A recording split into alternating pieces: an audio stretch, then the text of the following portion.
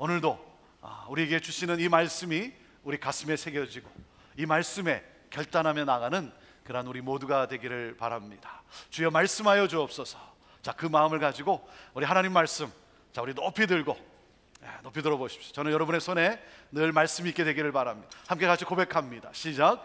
주의 말씀은 내 인생의 빛입니다. 주의 말씀은 내 삶을 변화시킵니다. 주께서 말씀하신 대로 나는 하나님의 사랑받는 자녀입니다. 나는 축복의 통로입니다. 오늘도 주의 말씀에 마음의 문을 엽니다. 말씀하여 주옵소서. 듣고 깨닫고 말씀대로 살겠습니다. 아멘. 아멘.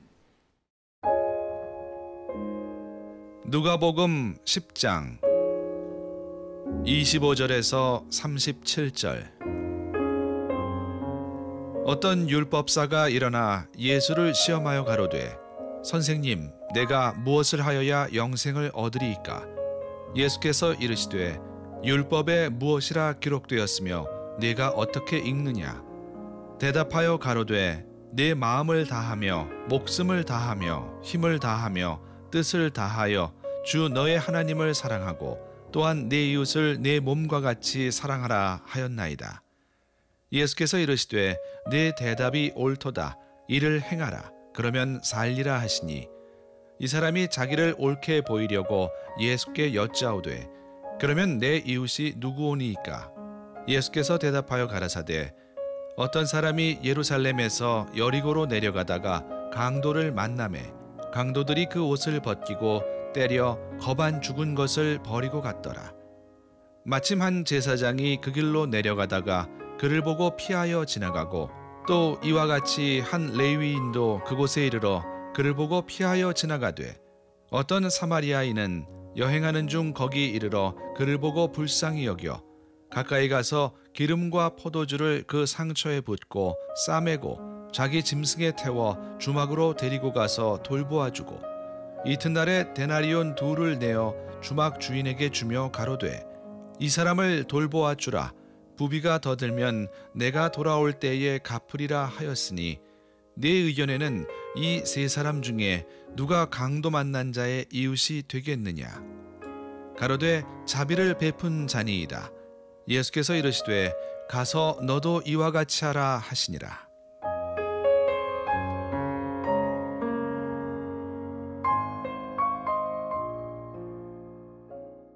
약 2주 전인 9월 2일 한 어린아이의 사진이 전 세계를 충격과 슬픔에 빠뜨렸습니다. 여러분도 뉴스를 통해 보았을 것입니다.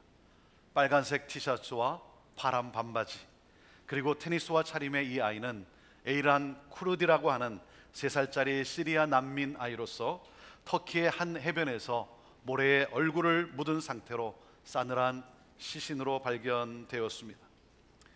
이슬람 극단주의 무장단체인 IS의 전쟁과 박해로 가족과 함께 고향을 떠나 난민이 된 쿠르디는 터키에서 소형 보트에 몸을 싣고 그리스의 코섬을 향해 떠났다가 보트가 뒤집히면서 변을 당한 것입니다.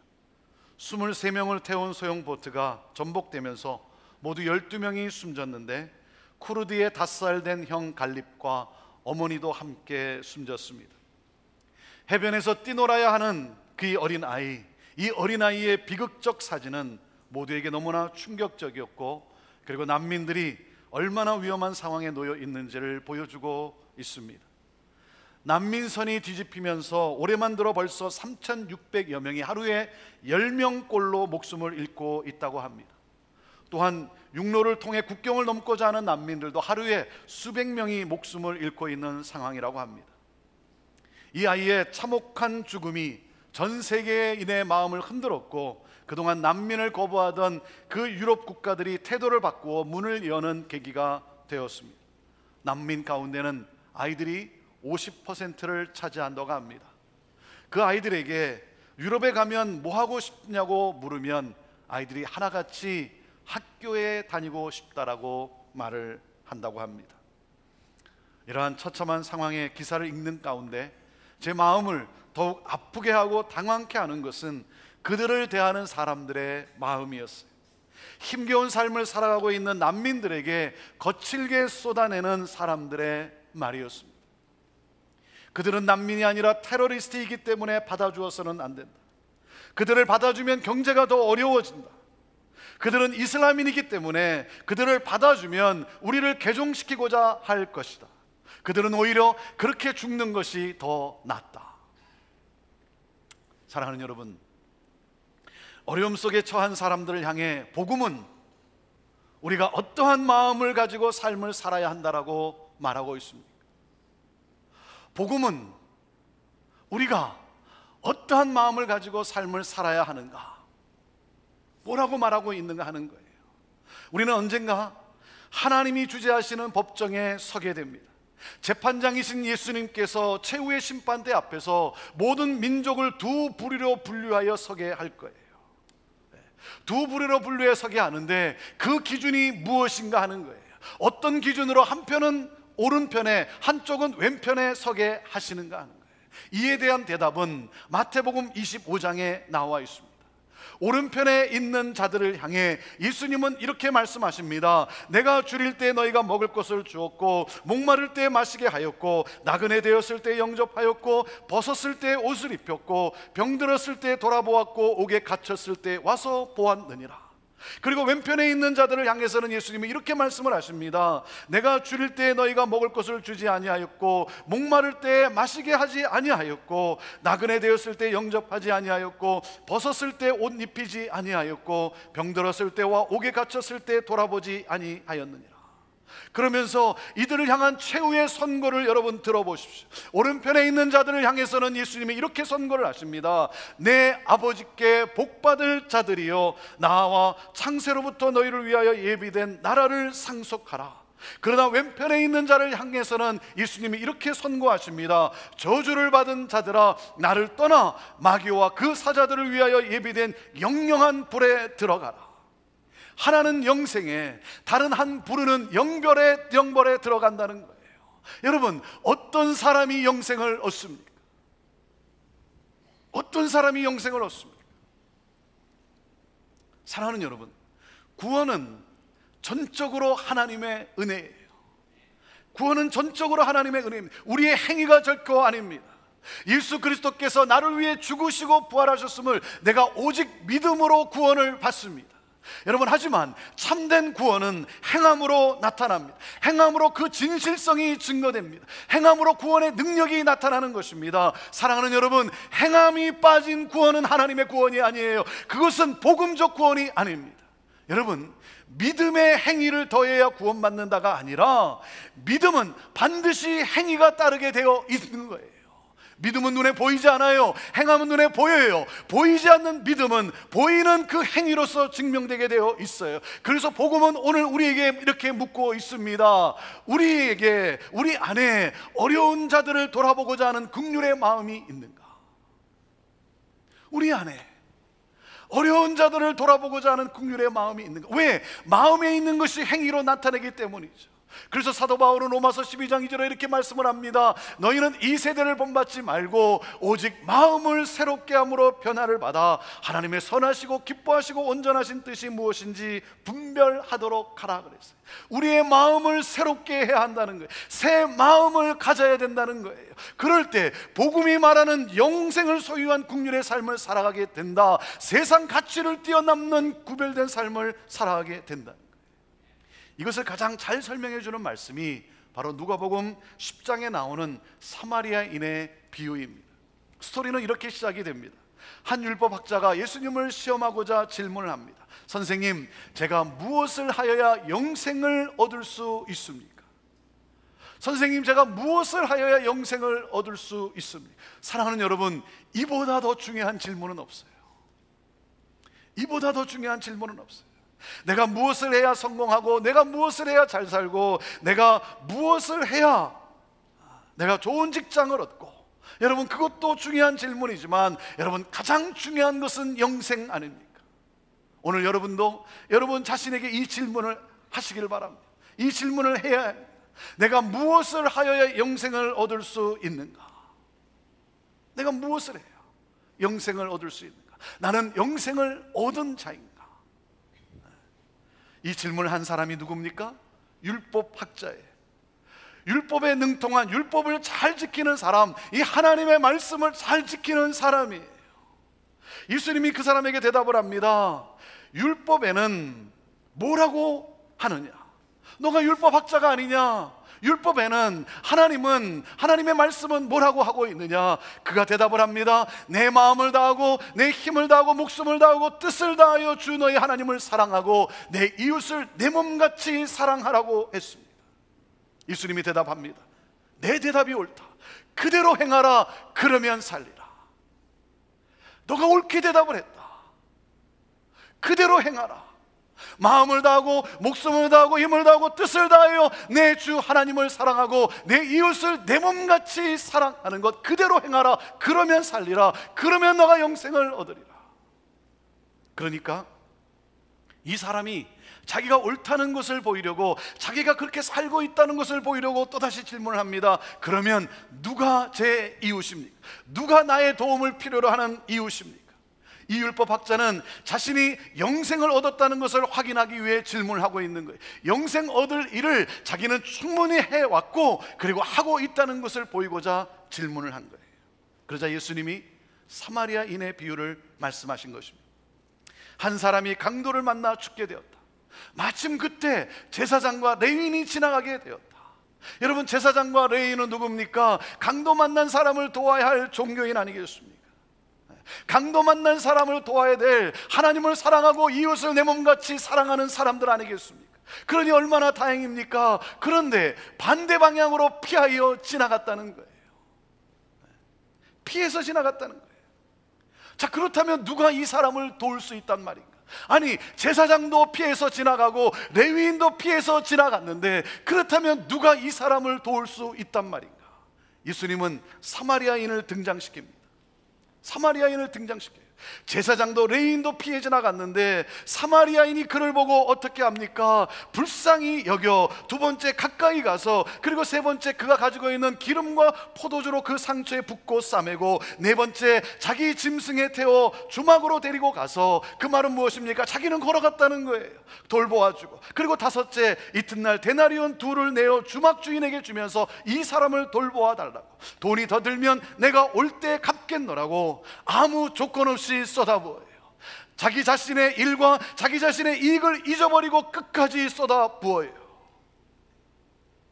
이 율법학자는 이 이야기를 듣자마자 열받았을 거예요.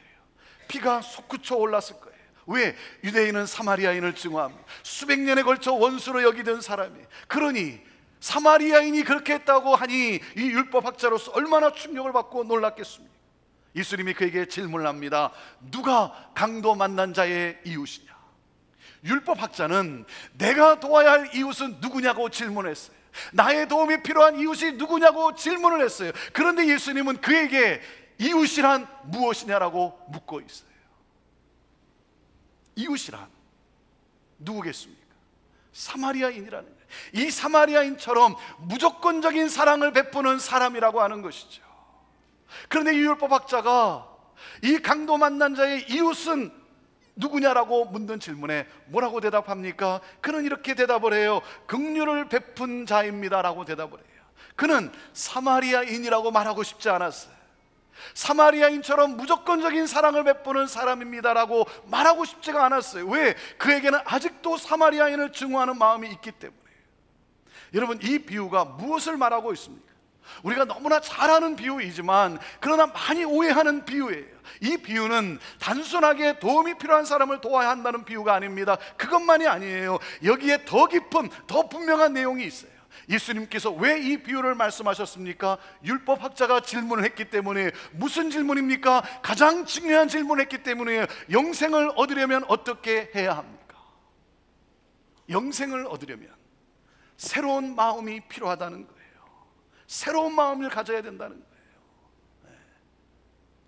이 율법학자에게 예수님이 뭐라고 말합니까? 너에게 필요한 것은 새 마음이라는 거예요. 새 마음. 이 비유는 율법학자에게 이렇게 되어야 합니다. 이렇게 되어야 돼요. 한 사마리아인이 강도를 만나 쓰러져 있었다. 이렇게 돼야 돼요. 사마리아인이 강도를 만나 죽어가게 되어 있었다. 그때 마침 제사장과 레위인이 그 길을 지나가게 되었고, 그들은, 제사장과 레위인은 강도 만난 사마리아인을 도와주었다. 누가 너의 이웃이냐? 누가 너의 도움이 필요한 사람이냐? 사마리아인입니다. 너도 가서 이와 같이 하라. 그때 율법학자는 이렇게 대답할 것입니다. 선생님, 우리의 원수인 사마리아인이지만 저는 그들을 도와주었습니다. 저는 그렇게 도와주었습니다. 그러면서 사람들 앞에서 자랑스럽게 여겼을 거예요.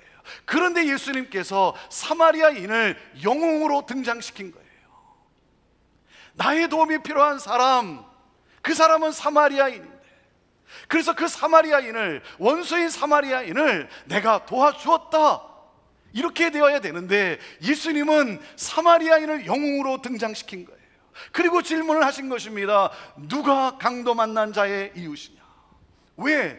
이 율법학자의 마음에는 아직도 사마리아인에 대한 미움이 있기 때문에, 아직도 사마리아인에 대한 차별이 있기 때문에, 이 율법학자에게는 하나님을 전심으로 사랑하고 그리고 이웃을 내 몸과 같이 사랑한다고 자기가 그렇게 옳게 여겼지만, 그러나 내 이웃을 내 몸같이 사랑하는 하나님의 긍휼이 없어요. 그래서 무엇입니까? 그의 마음이 바뀌어야 한다는 거예요. 너의 마음이 바뀌어야 된다. 어떻게 새 마음을 가질 수 있습니까? 여러분, 새 마음을 가지려면 첫째, 하나님이 원하시는 사랑이 무엇인지를 알아야 돼요. 하나님이 말씀하시는 사랑이 무엇인지를 알아야 돼요. 사랑하는 여러분, 하나님이 말씀하시는 사랑이 무엇입니까? 무조건적인 사랑이에요. 하나님이 말씀하시는 사랑은 무조건적인 사랑이에요. 도움이 필요한 사람을 보는 순간 내가 전혀 모르는 사람임에도 불구하고 내게 이익이 될 사람인지 아닌지 모르는데도 주저하지 않고 베푸는 사랑을 말씀하세요. 여러분, 한 사람이 강도를 만나 쓰러져 있어요. 강도를 만나 쓰러져 있습니다. 그 상황에 여러분이 섰다면 여러분 어떻게 하시겠습니까? 어떻게 하시겠어요? 한 사람이 강도를 만나 쓰러져 있다는 얘기는 무엇입니까? 아직 그 주변에 강도가 있을 수도 있어요. 숨어 있을 수도 있어요. 그 순간 어떻게 됩니까? 피해야 되는 거예요. 그것이 지극히 당연한 인간의 반응이에요. 그렇지 않겠습니까? 네.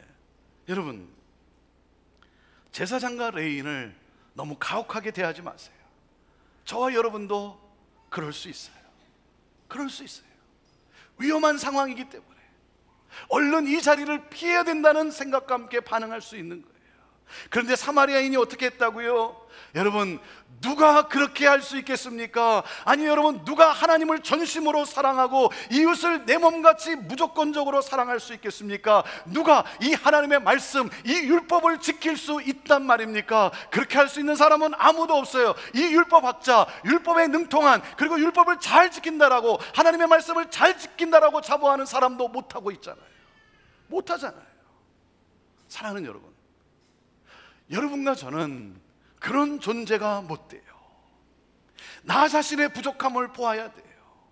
내가 어떻게 하나님을 전심으로 사랑할 수 있습니까? 할 수 없죠. 그리고 사마리아인처럼 이웃을 내 몸같이 사랑할 수 있습니까? 할 수 없죠. 그리고 여러분, 할 수 없는데, 그런데도 자신이 그렇게 하고 있다라고 착각하고 자랑하고 있어요.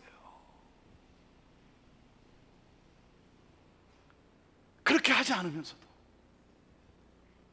우리는 내가 하나님을 전심으로 사랑하고 내 이웃을 내 몸과 같이 사랑하고 있다라고 착각하고 나 자신을 그렇게 자랑스러워 여기지 않냐 이거예요.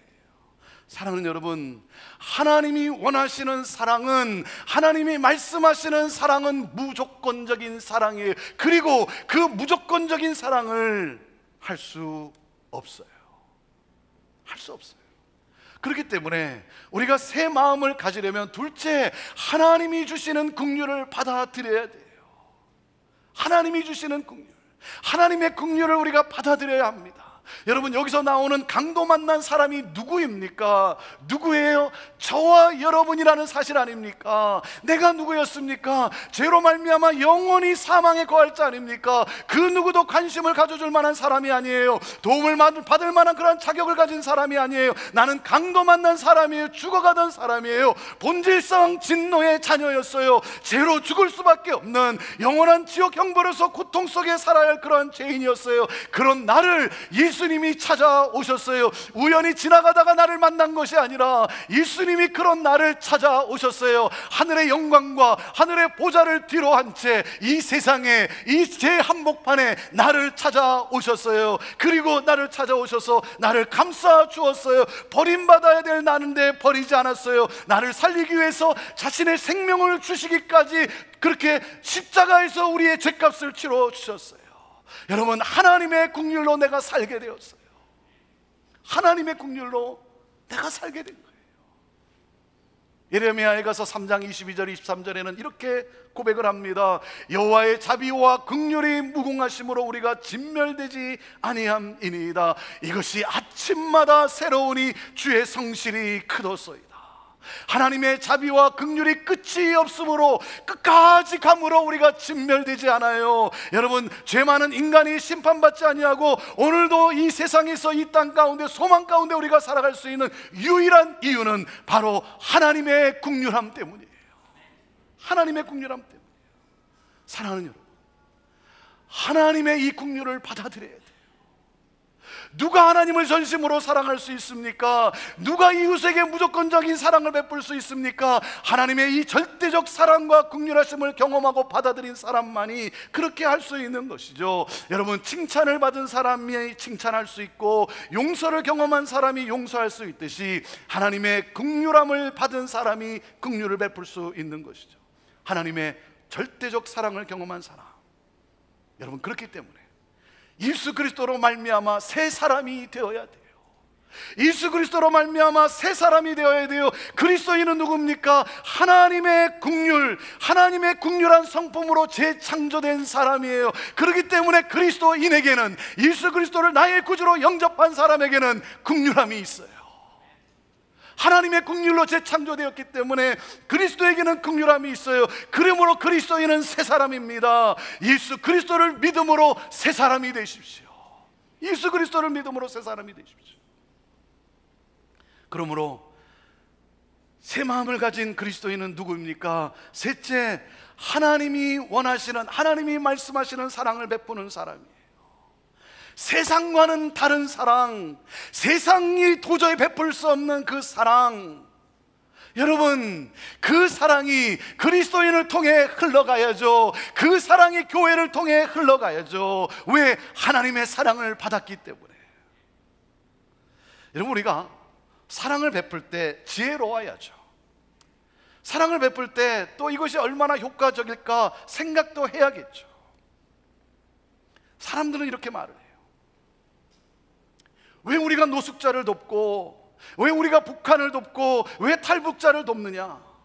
이슬람을 신봉하는 아랍 사람들을 왜 돕느냐? 왜 그곳에 선교사를 파송하고 단기 선교를 가느냐? 그들이 잘못해서 가난해졌고 게을러서 방탕해서, 그리고 우리의 원수인데 왜 우리가 그들을 도와야 하느냐? 어느 정도까지냐? 우리가 왜 책임을 져야 되느냐? 나도 도움이 필요한 사람이다. 나도 아직 그럴 형편이 아니다. 그리고 밑 빠진 독에 물을 붓는 것 아니냐? 여러분, 그래요. 밑 빠진 독에 물을 붓는 것일 수 있어요. 그럼에도 물을 부어야 합니다. 물을 부어야 돼요. 그것이 바로 복음이 말하는 하나님의 사랑이에요. 이런 말이 있죠. 믿는 도끼에 뭐라고요? 발등 찍힌다는 말이 있어요. 여러분, 믿는 도끼에 발등이 찍히더라도 믿어야 합니다. 믿어야 합니다. 어제 김동호 목사님과 대화를 나누는데 이런 말씀을 하시더라고요. 탈북자들을 위한 사역을 하고 있는데 이 탈북자들은 다른 문화권에서 살았기 때문에 너무나 사고방식이 다르다는 거죠. 그리고 이들에게는 상처가 너무나 많다는 거예요. 탈북자로서 얼마나 상처가 많겠습니까? 그러니 그 사역 자체가 얼마나 힘들겠습니까? 그런데 그 사역을 하면서 한 가지 원칙이 있는데, 그게 뭐냐면 그들을 믿어줘야 한다는 거예요. 발등이 찍히더라도 그들을 믿어줘야 된다. 그것이 원칙이라는 거예요. 그런데 여러분, 놀라운 사실이 뭐냐면 믿어주었더니 그들이 스스로 이렇게 말을 한대요. 다른 사람의 발등은 찍더라도 이분 발등은 찍으면 안 된다. 왜? 믿어주니까. 믿어주니까. 여러분, 또 이런 속담 있지 않습니까? 물에 빠진 사람을 건져내 줬더니 뭐라고요? 보따리 내놓으라는 거예요. 여러분, 빠진 사람 건져내면 감사해야 되는데 보따리 내놓으라는 거예요. 세상은요, 고맙다라는 사람도 있지만 거꾸로 내 보따리 내놔라 하는 사람도 있어요. 여러분, 그런 사람은 건져내주면 안 되겠죠. 그런 사람을 건져내면 안 되겠죠. 건드리지 말아야겠죠. 건지지 말아야겠죠. 하지만 그래도 건져야 됩니다. 그래도 건져야 됩니다. 왜? 생명이 중요하기 때문에. 이것이 바로 복음이 말하는 하나님의 사랑이에요. 여러분, 사마리아인은 엄청난 희생을 치루었어요. 강도 만난 사람이 누군지 전혀 모르는데도 자신이 베푼 그 사랑을 갚을 수 있는 사람인지 아닌지 확인하지도 않고, 그리고 계산하지도 않았어요. 왜? 이 사랑을 베풀지 않으면 이 사람은 죽어요. 여러분, 우리가 도움을 베풀 때 때로 많은 대가를 치릅니다. 큰 희생을 합니다. 하지만 그 상대방이 치를 희생은 비교가 안 되는 거예요. 그 상대방이 치를, 여러분, 그 대가는 엄청난 거예요. 무엇입니까? 생명을 잃어요. 생명을 잃어요. 그리고 복음을 듣지 못하면 영원한 생명을 놓치는 거예요. 여러분, 그래서 가야 하는 것입니다. 베풀어야 하는 것입니다. 섬기는 거예요. 돌보는 거예요. 가서 전하는 거예요. 그리고 우리가 어려운 사람을 돕는다고 하지만, 여러분, 때로는 우리가 궁금해하지 않습니까? 우리가 하는 그것이 뭐 그렇게 큰 영향을 줄 수 있겠는가? 우리가 뭐 이렇게 하는 것이 그들에게 무슨 큰 도움이 되겠는가? 여러분, 하지만 우리에게는 그 가치가 너무나 커요. 저와 여러분에게는 그 가치가 너무나 커요. 왜? 저와 여러분의 영생이 달려있기 때문에. 그 가치가 너무나 큰 거예요. 그러지 않으면 영생을 놓칠 수 있기 때문에. 사랑하는 여러분, 오늘 말씀은 하나님의 이 사랑이 우리로부터 흘러가야 된다는 거예요. 교회는 이 하나님의 사랑을 흘려보내야 된다는 거예요. 무조건적인 그 사랑을 흘려보내는 것, 그럴 때 여러분, 세상은 놀라기 시작하고 교회가 정말로 사랑하는구나, 그래서 그 사랑으로 살아나는 거예요. 여러분, 이것이 바로 우리가 베풀어야 하는 사랑이라고 하는 것입니다.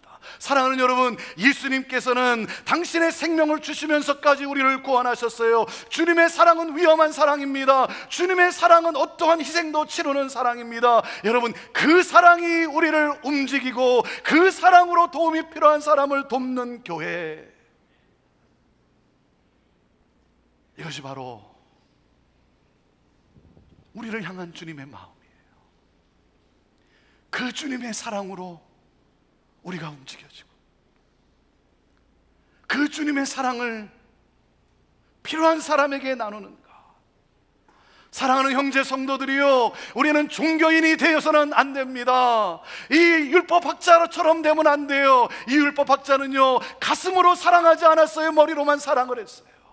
이 율법학자는 자기의 이익에 따라 사람을 사랑했어요. 내 이웃을 내 몸같이 사랑한다고 여겼지만, 그러나 그의 사랑은 무조건적인 사랑이 아니었어요. 그는 차별했어요. 나와 다르다고 차별했어요.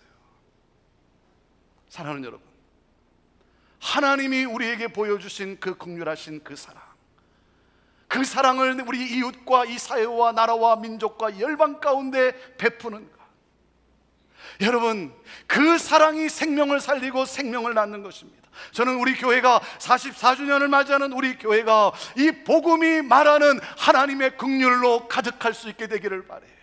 우리가 하나님 앞에 나와 예배할 때, 우리가 하나님 앞에 우리가 마음을 드릴 때, 다른 무엇보다도 그 하나님의 긍휼하심, 예수 그리스도를 십자가에 달려 죽이기까지 하면서 우리를 구원하신 그 하나님의 긍휼한 사랑으로 우리가 가득할 수 있게 되기를 바라요. 우리가 찬양할 때 그 하나님의 긍휼하심으로 말미암아 우리 안에 눈물이 흐르게 되기를 바라고, 우리의 가슴이 뜨거워지게 되기를 바라고, 그리고 그 하나님의 긍휼하신 그 사랑으로 하나님이 기뻐하시는 그 사랑을 흘려보내는 교회가 되기를 바라요. 그게 교회예요. 그게 교회예요. 사랑하는 여러분, 이 하나님의 이 긍휼한 사랑을 받으셨습니까? 하나님의 사랑을 받아야 됩니다. 여러분, 오늘 그 사랑을 달라고 여러분 간구하시지 않겠습니까? 하나님의 이 긍휼한 사랑으로 내 마음이, 내 영혼이 채워질 때, 사랑하는 여러분, 비로소 우리는 그 주님의 그 사랑, 그 사랑을 우리는 나눌 수 있게 되고, 그 사랑은 생명을 살리는 그런 놀라운 역사인 거예요. 그리스도인이란 누굽니까? 사마리아인이라는 게 사마리아인. 사마리아인. 무조건적으로 그 베푸는 그 사랑, 너도 가서 이와 같이 하라. 여러분, 오늘 나에게서 이 사랑을 받아야 할 강도 만난 사람은 누구입니까? 누구입니까? 어느 경건하신 목사님께서 교회 종탑 높이 올라가 하나님께 가까이 가서 하나님의 말씀을 받아 사람들에게 전해주고자 했습니다. 그래서 종탑 끝에 올라가서, 그 높은 곳에 올라가서 주님 어디 계십니까? 라고 외쳤습니다. 그때 주님이 대답하셨습니다. 나는 이 아래 내 백성들과 함께하고 있다. 나는 이 아래 내 백성과 함께 있다. 기도하겠습니다.